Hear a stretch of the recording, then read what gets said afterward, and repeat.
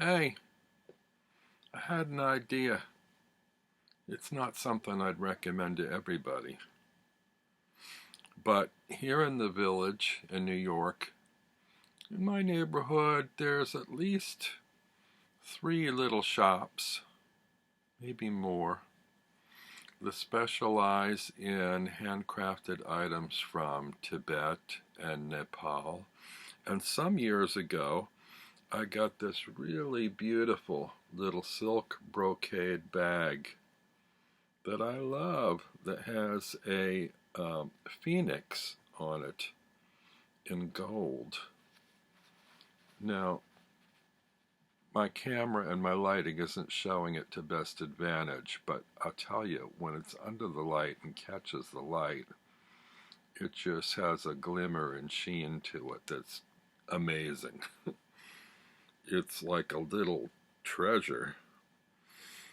Um, And I always thought it would be nice to be able to carry a tarot deck in it, but it's pretty small. Now, one of my favorite decks is the Smith-Waite Tarot in a tin. And while I've been holed up here at home, I ordered a backup copy. Because even though these are small size, they're still too big for this little bag. But I've got the trim frenzy lately. So I put on my headlamp, got out my pair of scissors, my corner rounder, and I made my own little deck by taking the Smith-Waite Centennial Edition of the Tarot and cutting off the borders. Now, the reason I wouldn't recommend this to everybody is because the white borders on both sides don't always match up just perfectly, and it's a little bit tricky to get all the border off without taking too much more of the image off. And I discovered that some of my corners got a little bit close with regards to text on the labels and edges of the text.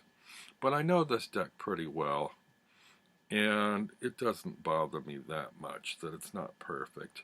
It's also, when I trimmed it, the edges are a little bit rough, because even though I think I did pretty straight lines, they weren't all cut exactly the same size. So I've done better trim job on other decks than I have on this one. Sorry, the light is so harsh here. I guess I could knock this down a bit now that you've seen the bag. So, yeah, they actually don't look too bad, even though they're a little close. It's a borderless deck now. Some of the numbers at the top edge are a little bit close. You can see right on the edge. And, well, this one's partially chopped off. You can also see the corners of the letters on the labeling are a little bit chopped off on the corners, but you know, I don't mind. It's kind of like my own little homemade deck. And the nice thing about this particular edition of the deck is it has this sort of antique feel to it. So the cards look kind of aged and discolored and, you know, well loved and handled.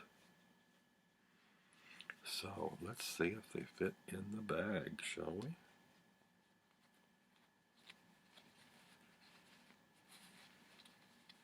Oop! Slippery.